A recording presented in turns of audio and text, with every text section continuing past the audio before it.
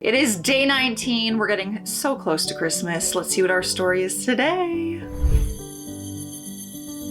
My father-in-law is derailing Christmas over my daughter's boyfriend. This one is Christmas themed. I love it. And it's a brand new story. It was first posted December 5th, 2025. We are in the thick of it. Our daughter and her boyfriend, let's call him Dan, moved in together in August. It was fast. They'd only been together for 6 months, but they're old enough to make that decision and they are discussing marriage. I fully believe that they're going to end up together. Dan had to move away for training this month, so they're going to be long distance for a little while, but plan to live together as soon as they are in the same city again. Now, my father-in-law can be a lot. He's your typical rich old white guy who's used to getting his way. He and my mother-in-law visited my daughter in November, and for some reason, my father-in-law took an unreasonable dislike to Dan. No reason was given, he just didn't like him. Personally, I think it may be because they moved in together so quickly, and or because Dan isn't white, our family is white, but my father-in-law would never admit it.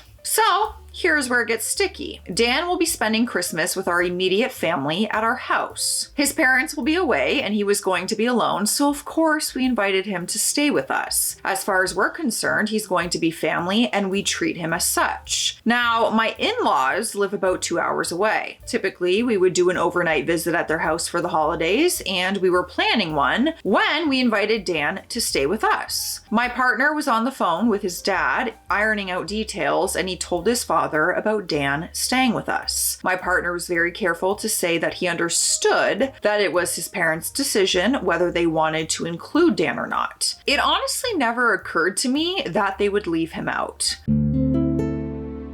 Well, my father-in-law had a hissy fit, said he didn't want that boy, he's 24, in his house. He didn't discuss it with his wife, who loves Dan, just flat out refused to include him. My partner, and I'm so proud of him for this, told his dad that Dan would be staying with us and part of our holiday plans. He agreed that of course his dad had a right to decide who to have in his home, and he wasn't going to push it. He suggested that his parents could talk about it separately, like not while on the phone with him, before making any final decisions. Then he suggested that if he really truly didn't want Dan in his house, we could all meet for lunch or dinner halfway between our houses, all of which including Dan. It did not go over well. My father-in-law immediately became defensive and snapped about how it was his house and his choice, and he didn't need to talk to his wife. His word was final. Yup. He is that kind of guy. The hilarious part to me is my in-laws are devout Christians. So much for the season of love and acceptance, right? Anyway, my dilemma is how to address this with our daughter and Dan. I'm furious and disgusted with my father-in-law's behavior, and if it were up to me, I would tell her exactly what her grandfather said and that he told us Dan isn't welcome. But my partner says he would rather just tell our daughter the overnight visit didn't work out so she doesn't get mad at her grandparents. I disagree. I think she should know the truth and get mad if she wants to. I know I am. So my question is this: how would you address it with your daughter? Personally, I don't care if she gets angry because of the truth, but these aren't my parents and I want to respect my partner as well. What would you do? Edit. My partner and I are married. I just tend to call them my partner instead of husband. Also, I should add that my father-in-law does refer to my brother-in-law as that boy as well, and my brother-in-law is white. That's part of why I'm not sure if his dislike to Dan is race related. We aren't going to the in-laws even if my father-in-law changes his mind. However, lunch is still being debated.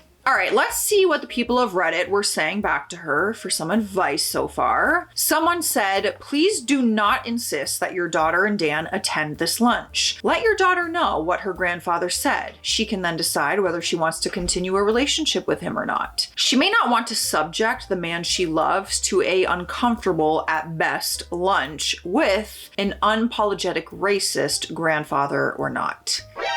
Next comment, if she is adult enough to live with Dan, she's adult enough to hear the truth about what her grandfather said. Added bonus if that means that she'll be better prepared for an additional fallout from father-in-law if they proceed to have an engagement or an actual wedding. Don't embellish anything. Just present the truth. I feel like she deserves to know the truth because that's true. Like, if you plan on marrying this person, having a kid with this, like, father-in-law is going to be involved in your life, obviously, part of family. She should know the truth of how he feels about her partner, and her partner should know the truth too. I would want to know how somebody feels about me. The truth. Give it to me. Give me the real. People do that in the comment section all the time. First update came December 7th. 2 days later. Since my original post, I've had several conversations with my husband, none of which have gone well. I've explained I'm not comfortable with the lie of omission by only telling our daughter the date didn't work out, and I feel like she should be told to ask her grandfather why we won't be going. My husband still disagrees. He maintains that he's protecting her. I am still arguing that he's protecting his father and therefore rewarding his behavior. He argues that my in-laws missing our overnight visit is the consequence. I finally told him I won't be lying to our daughter. If she asks me why we aren't going, I'm going to tell her that she needs to talk to her grandfather about that. He can explain his decision to her. While I want to simply tell her, father-in-law said Dan isn't welcome, I'm not doing his dirty work for him. Frankly, I'm going to make sure she asks me because I'm not okay with her and Dan attending lunch with someone who doesn't approve of Dan. It doesn't matter what my father-in-law's reasoning is, she has a right to know, and he has a responsibility to tell her himself. She can then make an informed decision about whether they want to attend. And even more recently, if they don't go, I don't go. She needs to know that I back her up unreservedly. Right now, things at home are icy between my husband and I have no idea how this will turn out. I'll update again once there's more info. You bet your bottom dollar she did, because this is a full story, baby. But the people of Reddit, what are they saying? Someone commented and said, you're right that your husband is protecting his father rather than his own daughter, and that is going to be a much bigger long-term problem. It's possible that your husband privately agrees with his father, which is why he is protecting him. You need to get to the bottom of why your husband is taking this line. If it turns out that it is secretly a race thing, that's going to have massive ramifications for your marriage and family. Don't wait for your daughter to ask. She's a grown-up. She can handle hearing about who her grandfather really is. Give her the respect of telling her outright what has been going on. Let the chips fall where they may for your husband and his father. I want to know what you guys are thinking. I can't wait to read the comment section. Next comment, lying to your children is a red flag, bearing doing it for their safety or something. Your husband should recognize that if he needs to lie to his child, something is inherently wrong with the information that he is seeking to hide. Next comment, your husband is only stuck between his father and his daughter because he hasn't learned to be a man and support his wife and children first above everyone else. I seriously doubt this is the first time he has not put you both first. Your daughter is 23, so your husband is long past overdue of growing up and standing up to his father. They give it pretty harsh in the Reddit comment section. If you ever want some honest advice, go there. We have the next update, but I need to hydrate, and so do you. So cheers, it's hydration station. Drink your water. I have been on my water game today. Big time. I just had an audition come through, so let's go to my email and see what it is together. It might just be a commercial. This is a really big time for commercials this time of year. The industry actually shuts down for a few weeks at the end of December, like all casting. Oh, let's see. I have a feeling it's an audition and not. They usually pick up with like feature films and TV series once the new year starts happening from like January to April. It's really big for that because a lot of them shoot in the summer. Yep, it's a commercial. I'm reading through it. I can't tell you everything, but all right, looks like I have a commercial to do this weekend.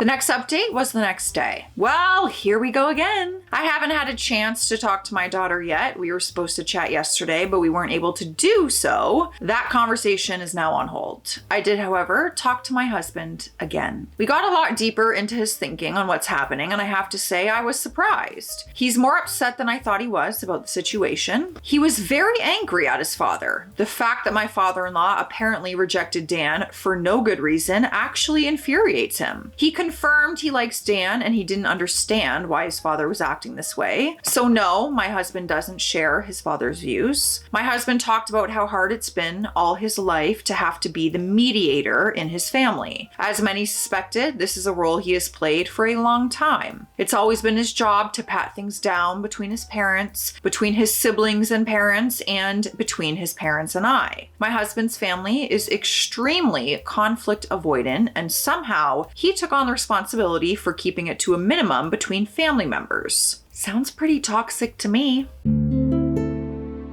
He hates it, but he says he feels stuck. I knew this about them, but didn't realize just how bad it was. So we talked about it, and I think both of us felt better afterwards. But that is not the real update. Apparently, after our last conversation, he did talk to his dad again. My father-in-law is just a grumpy old man who thinks that young people shouldn't be living in sin. That's a direct quote. Now, before anyone suggests that father-in-law is lying, because I thought that too, my husband did ask his dad directly if the fact that Dan is not white had anything to do with his dislike. Well, apparently, my father-in-law was horrified. He asked my husband if he said or done anything to give us or Dan that idea. And when we talked about it after their conversation yesterday, frankly, neither of us could come up with anything specific other than the boy comment that father-in-law didn't want that boy to come to Christmas. As I said in my other post, though, that was my suspicion and I take full responsibility for it. In my head, I put too much emphasis on my father-in-law calling Dan that boy, assuming that it had to do with race. So I'm the one who added that meaning and I'm the one who suggested it to my husband. I feel awful and I apologize if I misled anyone. That was never my intention. I really did think my father-in-law could have had that issue. I'm ashamed, to be honest, because it was one stupid sentence in almost 30 years of knowing him. I made a mistake and I've apologized to my husband, and yes, I will apologize to my father-in-law. While they were talking, my father-in-law actually offered to speak to Dan and our daughter if they thought this, and my husband explained that no, we were the ones who suspected his issue could be racially motivated. His dad is understandably angry that we could think that of him, and I have damage control to do. I'll be calling my father-in-law today to apologize for that and talk about what's happening. But back to the reason that my father-in-law doesn't want Dan in his house for Christmas. He doesn't approve of Dan and our daughter living together. He says they're too young, it was too fast, and since they aren't even engaged yet, it is inappropriate. As I've said before, they are devout Christians, so the living in sin aspect is very real to them. I swear the man is still living in the 60s, but that is his main issue. As an extension of that, he thinks that they moved in together too quickly. I can see why he would think that. They only dated for 6 months beforehand, but they've been together for a year now, and they are talking about marriage. My daughter says it will happen. They're just waiting until they're both finished their training. They both already have degrees. This is professional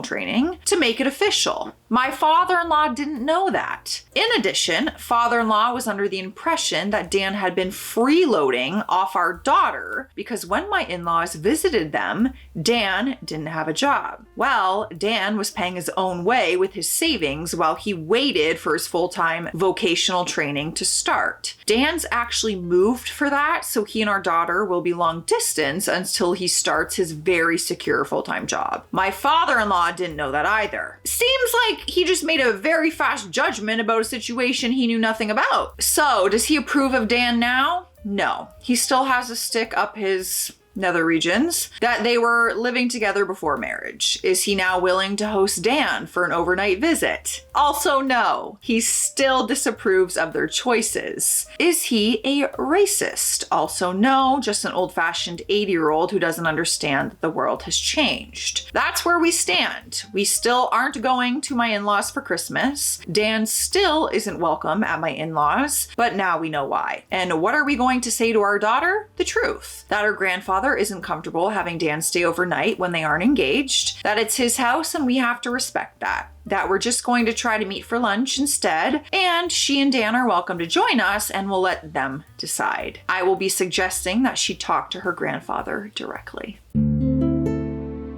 We have have a final update. First, my conversation with my father-in-law. It was short and mostly cordial. I apologized for assuming that the boy comment had meant that he had an issue with someone who's not white dating his granddaughter. He grudgingly accepted my apology. He pointed out that that's what he calls my brother-in-law too, who is white, and he didn't think it meant anything other than a male younger than himself. As a few people suggested, I pointed out that even if he didn't intend it to be an insult, it still was one. He sounded surprised and asked if I thought my brother-in-law was offended when he called him that. I asked if he had ever called brother-in-law that to his face, and he went very quiet. So I pointed out that if he, father-in-law, didn't think it was an insult, why didn't he openly call my brother-in-law that? He sort of harumphed and muttered something about how people are too sensitive, but I'm pretty sure he got it. We moved on. I then asked if Dan was welcome in his house at all or just not overnight. That really seemed to surprise him because he said, of course Dan could visit, just not sleep over. So that was a relief. He then said that we jumped to suggesting lunch so quickly, he didn't have a chance to suggest that we just visit for the day. Talk about miscommunication. So the call ended with us agreeing that this year's meeting in a neutral restaurant was for the best and that we would plan better for next year. If Dan is still around, he felt the need to add, but he ended the call by saying he missed us and was looking forward to lunch, so all good there. Then we talked to our daughter. She brought up the visit herself and asked when we would be going to her grandparents. Her dad and I had agreed on our response, which was that we were going to meet halfway for lunch instead. She was disappointed and asked why. As gently as possible, I told her not everyone is comfortable with having someone they don't know very well staying in their home. Before I could say anything else about my father-in-law's reaction, she made me laugh by asking if Grandpa still, quote, had a stick up his ass about her and Dan living together. Everyone who said she already knew was spot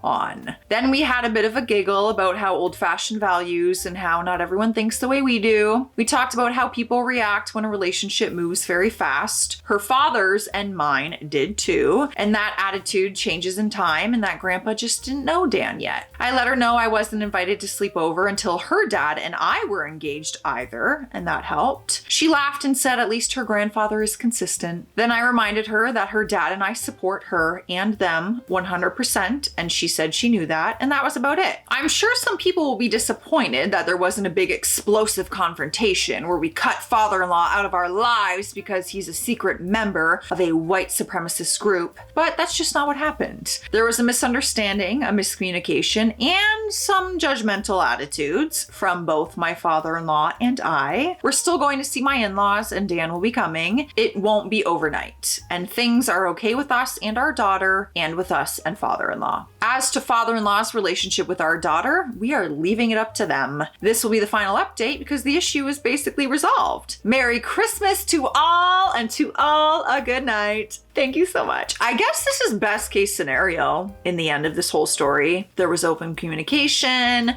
The truth is out there. We're gonna just move forward. Apologies were said. A happy ending considering. Let me know your thoughts and feelings. I'll see you in the comment section. Stay classy out there. Stay sassy. Bye.